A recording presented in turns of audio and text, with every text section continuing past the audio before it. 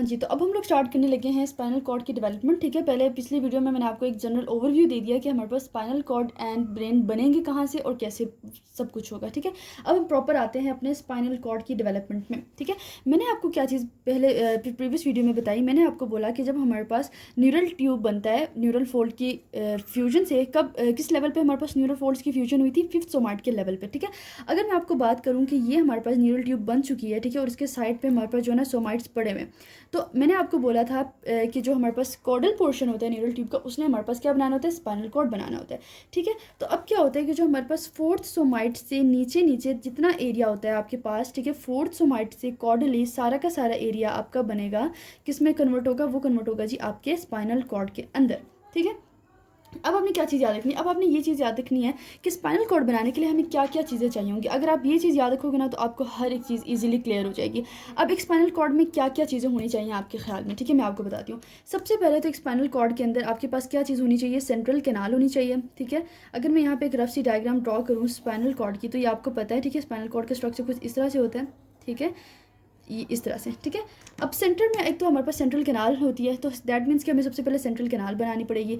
उसके बाद हमारे पास जो है ये सारा का सारा हमारे पास क्या होता है, वाइट मैटर होता है। दैट मीन्स कि हमें वाइट मैटर भी बनाना है। ठीक है, और ये जो सेंटर में आपको बटरफ्लाई शेप स्ट्रक्चर नज़र आ रहा है, ये हमारे पास ग्रे मैटर होता है। दैट मीन्स कि अब हमने ग्रे मैटर भी बनानी है। ठीक है, उसके बाद हमें और क्या चीज़ें चाहिए इसमें, इसके अलावा हमारे इसके अंदर क्या कहते हैं, न्यूरॉन्स भी मौजूद होते हैं स्पाइनल कॉर्ड में। तो क्या इसका हुआ मतलब कि हमने न्यूरॉन्स भी बनाने हैं। और इसके अंदर हमारे पास क्या चीज़ें मौजूद होती हैं, हाँ, इस बहुत इंपॉर्टेंट चीज़ें आपने याद रखनी है, सपोर्टिंग सेल्स। ठीक है, जिसको आप माइक्रोग्लाइल सेल्स भी कहते हो, बहुत इंपॉर्टेंट है ये सेल्स। ठीक है, हमने ये सेल्स भी बनाने हैं। ठीक है, ये सब कुछ हो गया। अब आप याद रख लीजिए कि एक्सॉन्स जो हैं, चूँकि हमारे पास सेल बॉडी से निकलेंगे, दैट मीन्स कि एक्सॉन्स भी हमारे स्पाइनल कॉर्ड में होने चाहिए। क्यों होने चाहिए, क्योंकि आपको याद है ना कि आपके जो डोर्सल आपका हॉर्न है वो कैरी करता है आपके आफ्रंट फाइबर्स को, रिसीव करता है और देता है आपकी इफ्रंट फाइबर्स को। दैट मीन्स कि एक्सॉन्स जो है उसके अंदर एंटर भी हो रहे हैं और वहाँ से लीव भी कर रहे हैं, तो हमें एक्सॉन्स भी इसके अंदर चाहिए। ठीक है, अब हम लोग 1 बाय 1 ये सारी चीज़ें बनाते हैं और अपनी स्पाइनल कॉर्ड की डेवलपमेंट को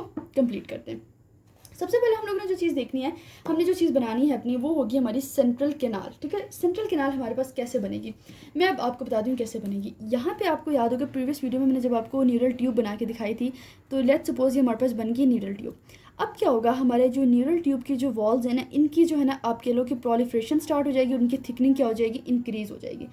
अब आप खुद सोचो, जब हमारे पास ये वॉल्स जो हैं ये थिक हो जाएंगे तो ल्यूमिन इनका ऑटोमेटिकली रिड्यूस कर देगा ना, रिड्यूस हो जाएगा।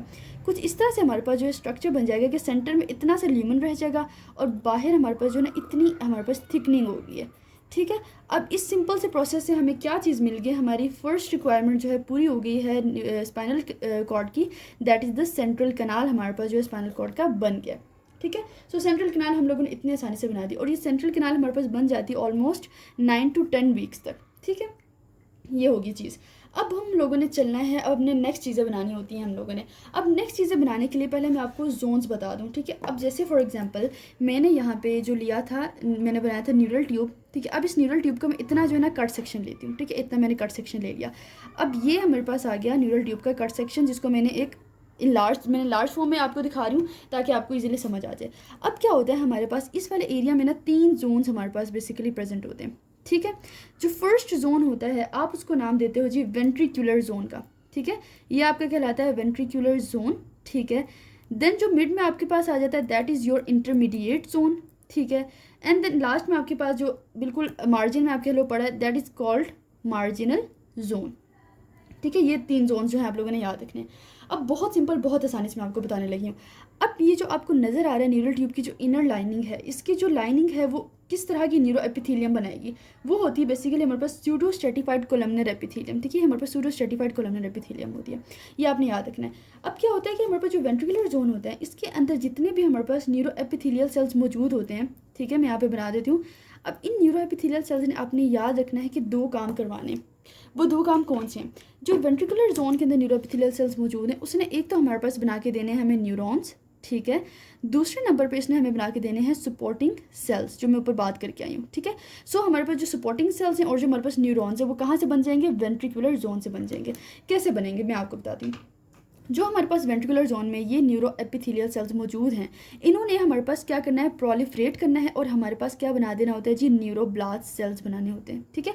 और ये न्यूरोब्लास्ट सेल जो है ना, ये साथ ही साथ ना सिर्फ कि अपने पास रखता है बल्कि बहुत बड़ा दिल होता है, इसके साथ ही साथ आगे इंटरमीडिएट जोन और आगे मार्जिनल जोन तक भी ट्रांसफर कर देते हैं, ठीक है। अब जो हमारे पास ये न्यूरोब्लास्ट सेल्स होते हैं, ये आगे जाके फिर डिफ्रेंशिएट हो जाते हैं किसमें, न्यूरॉन्स के अंदर, ठीक है। सो पहला मसला जो है हमारा हल हो चुका है। अब जी बात आ जाती है हमारे पास सपोर्टिंग सेल्स की। अब सपोर्टिंग सेल्स में हमारे पास क्या सीन होगा, इसमें हमारे पास ये सीन होगा कि जो हमारे पास वेंट्रिकुलर जोन के न्यूरो एपिथेलियल सेल्स होते हैं, वो हमारे पास डिफ्रेंशिएट होकर एक अलग किस्म की सेल बनाते हैं, ठीक है। उन सेल्स को हम लोग नाम देते हैं जी ग्लायोब्लास्ट सेल्स, ठीक है। आपने परेशान नहीं होना इतने डिफरेंट नाम से। इन ग्लायोब्लास्ट सेल्स ने अल्टीमेटली क्या बनाना होता है, सपोर्टिंग सेल्स ही बनाना होती हैं। अब सपोर्टिंग सेल्स हमारे पास दो तरह के होते हैं, एक होते हैं हमारे पास एस्ट्रोसाइट्स, ठीक है, और जो दूसरे होते हैं वो होते हैं हमारे पास ओलिगोडेंड्रोसाइट्स, ठीक है। हमने ये दो सेल्स बनाने हैं। अब कुछ ग्लायोब्लास्ट जो होते हैं वो क्या करते हैं, हमारे पास डिफ्रेंशिएट हो जाते हैं और कन्वर्ट हो जाते हैं किसके अंदर, एस्ट्रोब्लास्ट के अंदर, ठीक है, जो कि हमारे पास उसकी आप कह लो इमेच्योर फॉर्म है। और यही एस्ट्रोब्लास्ट आगे जाके कन्वर्ट हो जाते हैं एस्ट्रोसाइट के अंदर, ठीक है। अब यही सेम कंडीशन होगी हमारे पास ओलिगोडेंड्रोसाइट्स के लिए भी, कि पहले वो हमारे पास चेंज हो जाएगा किसके अंदर, ओलिगोडेंड्रोब्लास्ट के अंदर, ठीक है। जब ब्लास्ट के अंदर वो चेंज हो जाएगा, बाद में खुद ही डिफ्रेंशिएट होकर हमारे पास ओलिगोडेंड्रोसाइट्स बना देंगे, ठीक है। सो इस तरह से हमारे पास जो है ना ये सपोर्टिंग सेल्स भी बन गए, ठीक है। सो वेंट्रिकुलर जोन ने हमें क्या दिए, उसने हमें दो तरह की चीज़ें बना के दी। एक तो उसने हमें न्यूरॉन्स बना दिए, दूसरे नंबर पर उसने हमें सपोर्टिंग सेल्स बना के दिए। एक तरह के सेल आ गए हमारे पास एस्ट्रोसाइट, दूसरे तरह के सेल आ गए हमारे पास ओलिगोडेंड्रोसाइट्स। दोनों की दोनों हमारे सपोर्टिंग सेल्स हैं, जिनको हम लोग माइक्रोग्लायल सेल्स भी कहते हैं, ठीक है। उसके बाद हम आ जाते हैं अपने नेक्स्ट जोन की तरफ, that is the intermediate zone. अब इंटरमीडिएट जोन को हम लोग क्या है, इसका दूसरा नाम है, इसको हम लोग मेंटल जोन या मेंटल लेयर भी कहते होते हैं। अब मैंने आपको बताया था ना कि जो न्यूरो एपिथेलियल सेल्स हैं, जब उसने न्यूरोब्लास्ट बनाए, उसने कुछ न्यूरोब्लास्ट जो है ना इंटरमीडिएट जोन में भेज दिए थे। जब ये कुछ न्यूरोब्लास्ट हमारे पास इंटरमीडिएट जोन यानी इस एरिया में आ जाते हैं, ठीक है, अपने साथ वाले एरिया में न्यूरोब्लास्ट सेल्स को जब वो भेज देता है, तो वहाँ पर जो जोन बन जाता है that is called your intermediate zone, ठीक है। कितनी सिंपल तरीके से हम लोगों ने बात कर ली। अब यहाँ पे जो हमारे पास ये न्यूरोब्लास्ट सेल्स हैं, इन्होंने आखिर जवान भी तो होना है, यानी कि न्यूरॉन्स भी तो बनना है। तो यहाँ पे जब इनकी ना न्यूरॉन की जब सेल बॉडी कंप्लीट हो जाती है, तो वहाँ से एक्सॉन्स निकल के ना हमारे पास इस मार्जिनल जोन में चले जाते हैं, ठीक है। यहाँ एक्सॉन निकल के मार्जिनल जोन में आ गए हमारे पास, ठीक है।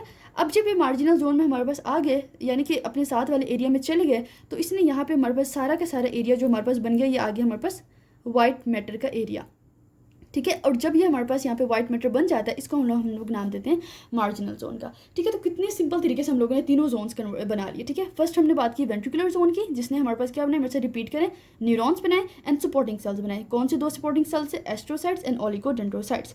इंटरमीडिएट जोन कैसे बना, वेंट्रिकुलर जोन के ही न्यूरोब्लास्ट सेल्स ने अपने न्यूरोब्लास्ट को भेज दिया इंटरमीडिएट जोन में, और वो न्यूरोब्लास्ट आगे जाके न्यूरॉन्स में कन्वर्ट हो गई और इंटरमीडिएट जोन बन गई। अब इन्हीं न्यूरॉन्स की जो एक्सॉन्स हैं, फिर वो हमारे पास रन करती हुई चली गई अपने साथ वाले एरिया में, और वहाँ पे जाके उन्होंने वाइट मैटर बना लिया, और जो इस एरिया यहाँ पे बनेगा, इसको हम लोग नाम देंगे मार्जिनल जोन का। तो इस तरह से हमारे तीनों जोन जो हैं वो कंप्लीट हो जाते हैं। अच्छा, तो मैं यहाँ पे आपको एक बात बताना भूल गई थी वेंट्रिकुलर जोन से रिलेटेड। वो ये बात है कि हमने बोला था ना कि यहाँ पे न्यूरो एपिथेलियल सेल्स जो है न्यूरोब्लास्ट बना रहे हैं, यानी कि न्यूरॉन्स बना रहे हैं, और साथ में ग्लायोब्लास्ट बना रहे थे, ठीक है। न्यूरोब्लास्ट एंड ग्लायोब्लास्ट बना रहे थे। जब ये neuro epithelial cells neuroblast and glioblast बना लें, यानी अपना काम कर लें, तो ये थक जाते हैं, बूढ़े हो जाते हैं। ये क्या कहते हैं, कहते हैं बस यार हमने बस जितना हमने काम करना था कर लिया, अब ज़रा हमें सुकून करना है। तो सुकून करने के लिए ये क्या होते हैं, ये न्यूरो एपिथेलियल सेल जो वेंट्रिकुलर जोन के होते हैं, ये खुद को कन्वर्ट कर लेते हैं एक अलग टाइप ऑफ सेल्स में, जिसको आप लोग नाम देते हो जी एपेंडाइमल सेल्स का नाम देते हो, ठीक है।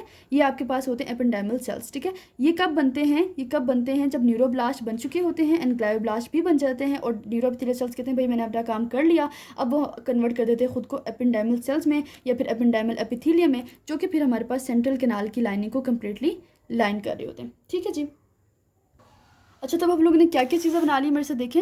हम लोगों ने सेंट्रल कनाल बना लिया, हम लोगों ने वाइट मैटर बना लिया इस वाले एरिया में, ठीक है। उसके बाद हम लोगों ने न्यूरॉन्स बना लिए, सपोर्टिंग सेल्स बना लिए, हम लोगों ने एक्सन्स भी बना लिए जो कि वाइट मैटर में प्रेजेंट थे। अब जो हमारे पास आखिरी मसला रह गया, वो मसला रह गया जी ग्रे मैटर का। अब इसको हम लोग 2 मिनट में बिल्कुल मैं आपको अभी से जल्दी से बता देती हूँ, और मैं आपको बुक से दिखाती हूँ। हाँ जी, तो अब आप यहाँ पे देखें, ठीक है, ये अगेन आपके पास क्या आ गई, न्यूरल ट्यूब आ गई, ठीक है। अब जब इसके सराउंडिंग में प्रोलिफरेशन होती है, तो इसका स्ट्रक्चर जो है कुछ इस तरह से बन जाता है, ठीक है। अब यहाँ पे आपको नज़र आ रहा है कि इसकी जो लैटरल वॉल्स हैं, यहाँ पे आपको 2 शैलो डिप्रेशंस नज़र आ रही है लॉन्गिट्यूडनली, ठीक है। इन डिप्रेशंस को हम लोग नाम देते हैं जी सल्कस लिमिटेंस का, ठीक है। ये हम लोग इनको नाम देते हैं सल्कस लिमिटेंस का। अब इस सल्कस लिमिटेंस ने करना क्या होता है कि इसने जो है आपके जो पोस्टीरियरली बन रही हैं एलर प्लेट्स उनको सेपरेट आउट करना है आपके एंटीरियरली फॉर्म्ड बेजल प्लेट से, ठीक है। अब जो आपके पास ये एलर प्लेट्स एंड बेजल प्लेट्स ये सारा आपका ग्रे मैटर है, ठीक है, क्योंकि वाइट मैटर तो हम लोग ऑलरेडी बना चुके हैं। तो अब जो ये एलर प्लेट है इसने आगे जाके हमारे पास कन्वर्ट हो जाना है किसके अंदर, डॉर्सल ग्रे हॉर्न के अंदर, ठीक है। और जो हमारे पास ये आगे बेजल प्लेट है इसने आगे जाके कन्वर्ट हो जाना होता है जी आपके पास ये वेंट्रल हॉर्न के अंदर और साथ ही साथ जो है आपके लैटरल हॉर्न के अंदर, ठीक है। अब आपको पता है कि जो आपका ये डॉर्सल हॉर्न होता है इसके अंदर जो है आपके पास सेंसरी आफ्रंट फाइबर्स आती हैं, ठीक है। स्पाइनल नर्व के थ्रू यहाँ आपको नजर आ रहा है, ठीक है, आफ्रंट फाइबर्स आएंगी, ठीक है। और यहाँ जो आपका ये जो आपका मोटर हॉर्न है यहाँ से आपके पास जो है मोटर न्यूरॉन्स निकलेंगे और वो हमारे पास जो है ना फिर वेंट्रल रूट के थ्रू एग्जिट कर जाएंगे, ठीक है। जबकि यहाँ पे जो हमारे पास लेटरल पोर्शन बना था उनके अंदर हमारे पास ऑटोनॉमिक सिस्टम जो है वहाँ से रेगुलेट होता है। तो इस तरह से हम लोगों ने देख लिया कि किस तरह से ग्रे मैटर हमारे पास बना। हमारे पास जब ग्रे मैटर, जब हमने देखा कि पीछे की तरफ बेजल प्लेट्स थी, जब उनकी प्रोलिफरेशन हुई तो सेंटर में एक हमारे पास सेप्टम अपीयर हुआ जिसको हम लोगों ने नाम दिया डॉर्सल मीडियन सेप्टम का। जबकि नीचे की तरफ जब बेजल प्लेट्स तेज़ी से प्रोलिफरेट करी थी तो वापस में सेपरेट आउट हुई और बीच में हमारे पास एक स्पेस बन गई जिसको हम लोगों ने नाम दे दिया वेंट्रल मीडियन फिशर का। तो इस तरह से हमारे पास जो स्पाइनल कॉर्ड का स्ट्रक्चर है वो हो जाता है कंप्लीट। अब बाकी की जो चीज़ें स्पाइनल कॉर्ड से रिलेटेड वो आपको मैं बताती हूँ नेक्स्ट वीडियो में।